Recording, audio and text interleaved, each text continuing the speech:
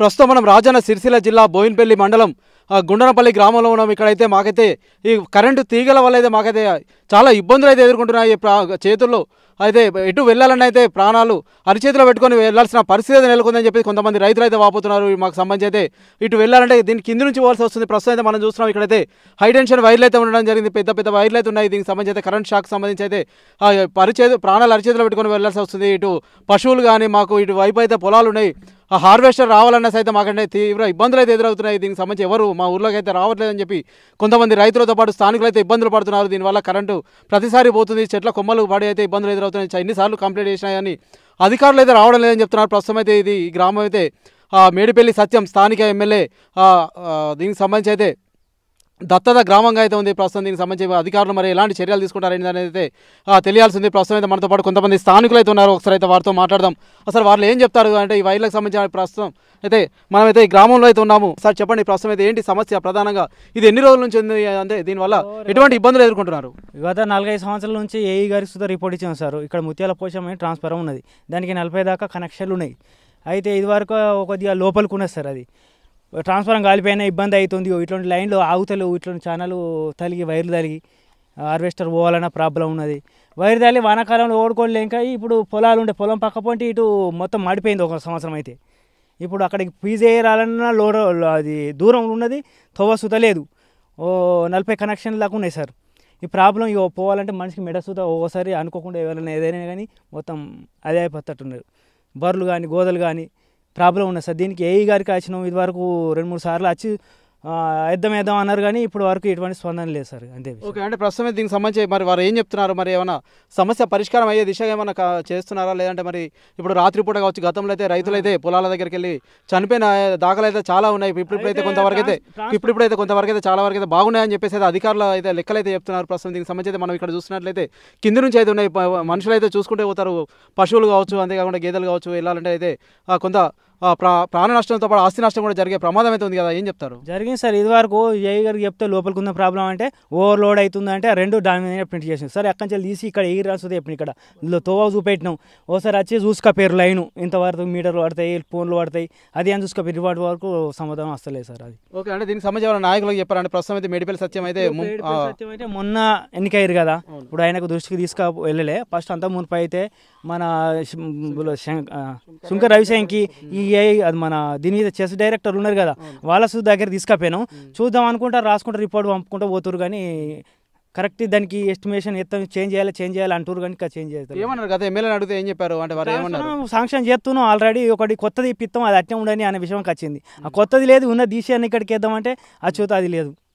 ఎల్లమ్మకు ఉన్నది, ఇక్కడ పోషం ఉన్నది, ఇక్కడ మాకు కావాలి, ఈడైనా సరే ఆడైనా సరే అని చెప్పినాం. సరే అని చెప్పారు. కొత్తది శాంక్షన్ చేస్తా అన్నాడు, దానికి లేదు. ఇట్లాంటి వైర్ ప్రాబ్లం ఉన్నది, ఆగుతలేవు.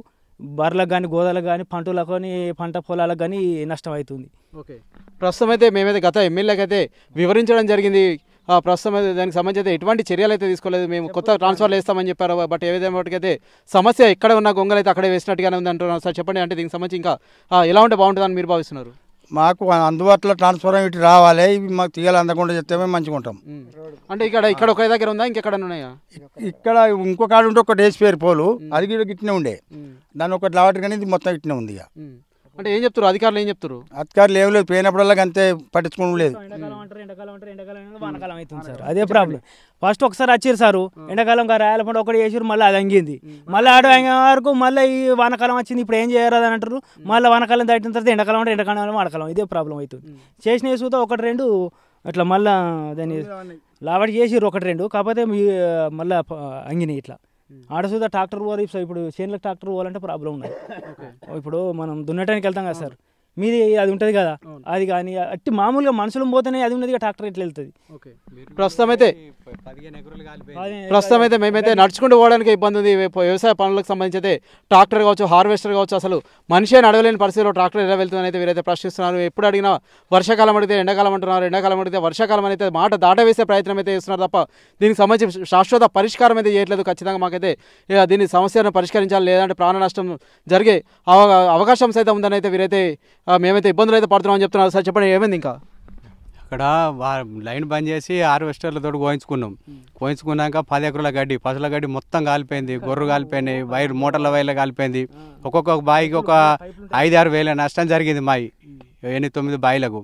అధికారులు కానీ ఎవరు పట్టించుకుంటూ లేరు. సార్ చెప్పండి, అంటే దీనికి సంబంధించి అంటే ఎలా ఉంటే బాగుంటుంది, అంటే ఇంకా ఫైనల్గా ఏం చెప్తారు? ఇక్కడ ఉన్న అంటే ఇది మామూలుగా విలేజ్లో ఉన్న సమస్యల అంతటి ఉంది. ఇక్కడ ఉన్న ప్రాబ్లం ఇటు ఎల్లమ్మ గుడి పోషమ్మ గుడి ఏరియాలో ట్రాన్స్ఫార్మర్ లోపల ఉండడం వల్ల వైర్లు అంటే ఎప్పటి సంది ఒక గత 5 సంవత్సరాలు ఉంది. గత ప్రభుత్వం ఉన్నప్పటి సంది అర్జీలు పెట్టుకున్న రైతులు ఎవరు కూడా స్పందించలే. లేటెస్ట్గా మన ఎవరైతే సెస్ డైరెక్టర్ కూడా వీళ్ళు అప్లికేషన్ ఇచ్చారు, మా పక్కపంటి రైతులు కానీ నేను కానీ ఇవ్వడం జరిగింది. ఎలాంటి రెస్పాన్స్ లేదు. ఇప్పుడు ఏదైతే మార్పు అనేది ప్రజలు కోరుకున్నారో ఇప్పుడు మేడిపల్లి సత్యం మా ఎమ్మెల్యే గారు ఉన్నారో ఆయన దృష్టికి తీసుకపోగానే ఆయన స్పందించాలని కోరుకుంటున్నా. రైతులకు అందుబాటులో ఉంటాడు. అంటే సత్యం అన్న ఓడిపోయినా ఇక్కడనే ఉండి 10 సంవత్సరాలు ఇక్కడనే ఉండి గెలిచిండు కాబట్టి రైతులకు అనుకూలంగా ఉంటారని కోరుకుంటున్నాను. ఓకే, ప్రస్తుతం అయితే మాకైతే ఇబ్బందులు అయితే ఉన్నాయి. ఇక మేడిపల్లి సత్యం దృష్టికి అయితే తీసుకెళ్ళలేదు, ఖచ్చితంగా ఈసారి తీసుకెళ్తాము. దత్తత గ్రామంగా అయితే ఉంది అని చెప్పేసి అయితే వీరైతే తెలియజేస్తున్నారు. సెస్ డైరెక్టర్తో పాటు ఏఈకి అయితే కంప్లైంట్స్ అయితే ఇవ్వడం జరిగింది. అందరూ అయితే మాట దాట వేసే ప్రయత్నం చేస్తున్నారు. గత ఎమ్మెల్యేకి సైతం సుంకే రవిశంకర్కి అయితే చాలాసార్లు అయితే దృష్టికి తీసుకెళ్లడం జరిగింది. అయినప్పటికైతే రేపు మాపని అయితే మాట దాట వేసే ప్రయత్నం అయితే చేశారు, కానీ దీనికైతే పరిష్కారం అయితే చేయలేదు. దీనివల్ల ఆస్తి నష్టం, ప్రాణ నష్టం అయితే జరుగుతుంది అని అయితే వీరైతే భావిస్తున్నారు. గతంలో అయితే కొంతవరకు అయితే ఆస్తి నష్టం అయితే జరిగింది. మా పంట పొలాలు ఉన్నాయి, మేమైతే ఖాళీ నడుచుకుంటూ వెళ్ళలేని పరిస్థితి ఉంది. చిన్న పిల్లల నుంచి పెద్దవాళ్ళ సైతం ఎవరు నడవలేని పరిస్థితి అయితే ఉంది. పశువులు కావచ్చు, గేదెలు కావచ్చు, అయితే ఇటువైపు అయితే పొలాలు సైతం ఉన్నాయి. ట్రాక్టర్ కానీ హార్వెస్టర్ కానీ కొంత వ్యవసాయ పనులకు వెళ్ళే వాళ్ళకైతే ఇబ్బందులు అయితే ఎదురవుతాయని చెప్తున్నారు. గత ప్రభుత్వంలో చూసినట్లయితే చాలా వరకు అయితే రైతుల ఆత్మహత్యలు అయితే తొలగాయి, కొంతవరకు కరెంటుకు సంబంధించి అయితే ఇబ్బందులు అయితే తొలగాయని చెప్పేసి చెప్పడం జరిగింది. ఏదేమైనప్పటికైతే మాకైతే ఇక్కడ ఇబ్బందులు అయితే ఇంకా అలాగే ఉన్నాయి అని చెప్పేసి కొంతమంది రైతులతో పాటు ఇక్కడ ఊరి జనం అని చెప్తున్న పరిస్థితి ఉంది. ఇప్పటికైనా దీనికి శాశ్వత పరిష్కారం చేయాలని అయితే వారు వేడుకుంటున్నారు. మరి అధికారులు ఏ విధంగా స్పందిస్తారో చూడాల్సిన పరిస్థితి అయితే ఉంది. ఓటు స్టూడియో మరిన్ని వీడియోస్ కోసం ఛానల్ ని సబ్స్క్రైబ్ చేయండి. లేటెస్ట్ అప్డేట్స్ కోసం వాట్సాప్ ఛానల్ ని ఫాలో చేయండి. అండ్ లింక్ డిస్క్రిప్షన్ లో ఉంది.